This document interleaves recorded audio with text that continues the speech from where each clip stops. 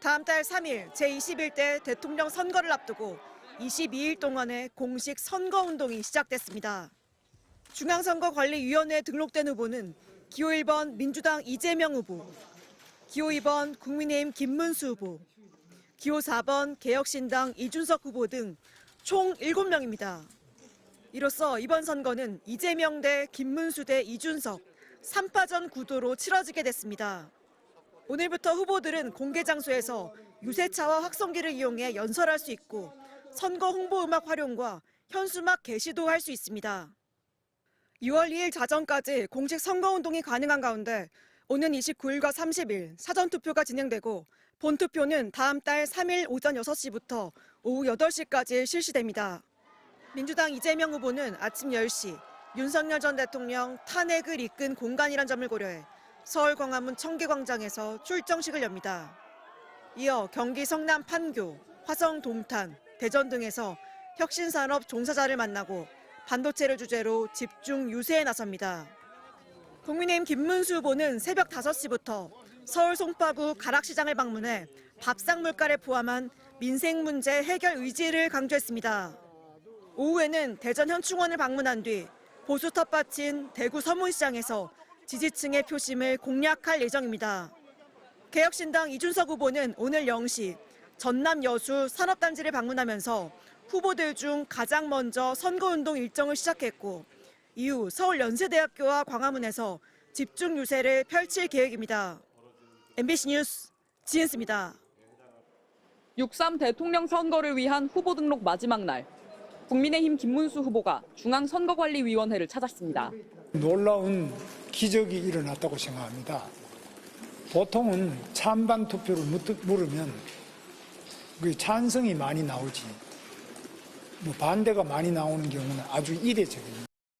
하루 전까지만 해도 자격이 박탈됐는데 다시 대선 후보 자격을 되찾아 공식 후보로 등록한 겁니다.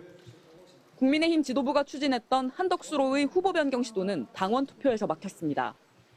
한덕수 후보를 국민의힘 후보로 변경하는데 찬반을 묻는 질문에 응답한 당원의 절반 이상이 반대한다고 답변한 겁니다.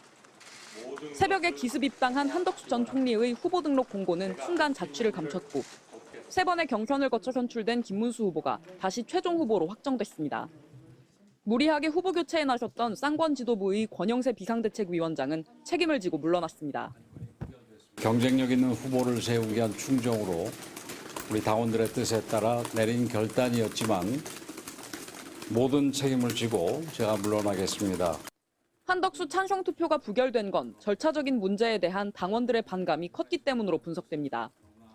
여기에 김문수 후보가 반대표를 던져달라고 호소하고 한동훈 전 후보도 반발하면서 반한덕수 표심이 결집한 걸로 보입니다. 반면 한덕수 전 총리는 자신을 추대하려는 친윤 지도부만 과도하게 의지하다 역풍을 맞았습니다.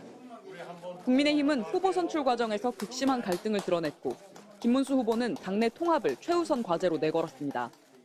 한덕수 전 총리를 만나 협조를 구했고 의원총회에선 사과의 의미로 큰 절을 올렸습니다. 신임 사무총장으로 온 박대출 의원을 내정했고 경선 후보가 참여하는 선대위를 가동했습니다. 김 후보와 의원들 모두 언제 단일화를 두고 싸웠냐는 듯 화목한 단체 사진도 연출했습니다. 김 후보가 국민의힘의 지지를 온전히 받을지는 의문입니다. 윤석열 전 대통령 탄핵에 반대 입장을 고수해왔고 부정선거론 등 극우 성향을 보여왔다는 점에서 대선 기간 동안 민주당은 물론 당내 친한계의 사과 요구 등에 직면할 걸로 보입니다. MBC 뉴스 김민영입니다. 윤석열 전 대통령이 공개 입장을 내놓은 건 파면된 지난달 4일 이후 38일 만에 처음입니다. 윤 전 대통령은 자신의 파면으로 치러지게 된 이번 대선을 자유 대한민국 체제를 지킬 건지 무너뜨릴 건지 생사의 기로에 선 선거라고 규정하면서 이제 단결해야 한다고 했습니다. 편법과 파행이 이어지며 국민적 냉소를 샀던 국민의힘 대선 후보 결정 과정에 대해서도 여전히 건강함을 보여줬다며 실상과는 동떨어진 평가를 내놨습니다. 최종 탈락한 한덕수 전 후보를 향해선 출마 선언 당시 밝혔던 자유민주주의와 국가의 번영을 위한 사명을 김문수 후보와 이어가달라고 당부했습니다. 이 밖에도 반대편은 강력하지만 단결하며 승리할 수 있다. 청년 세대가 다시 한번 함께해달라는 등 사실상 선거운동에 본격적으로 나섰다는 해석이 나옵니다. 위헌 위법한 12.3 비상계엄에 대한 반성과 사죄는 이번에도 없었습니다. 파면된 내란 우두머리 혐의 피의자가 문제없이 임기를 마친 원로 행세를 하는 모습에 당 안팎의 비판이 쏟아졌습니다. 자유와 법치에 심각한 손상을 끼친 장본인이 자유민주주의 수호 등을 언급할 자격이 있냐는 겁니다. 육선의 조경태 의원은 그 입 다물기 바란다. 가만히 있는 게 도와주는 거다. 빨리 출당시키던지 정리해야 한다고 원색적으로 비난했습니다. 민주당도 배후 조종했던 한덕수의 난이 실패하자 윤석열이 직접 날뛰고 있다며 국민 모욕이자 민주주의를 향한 또 한 번의 선전포고라고 직격했습니다. 윤 전 대통령은 내일 자신의 내란 우두머리 혐의 3차 공판에 출석할 예정입니다. 법원이 지하주차장 이용을 불허하면서 윤 전 대통령은 지상 출입구를 이용해 법정에 들어가야 합니다.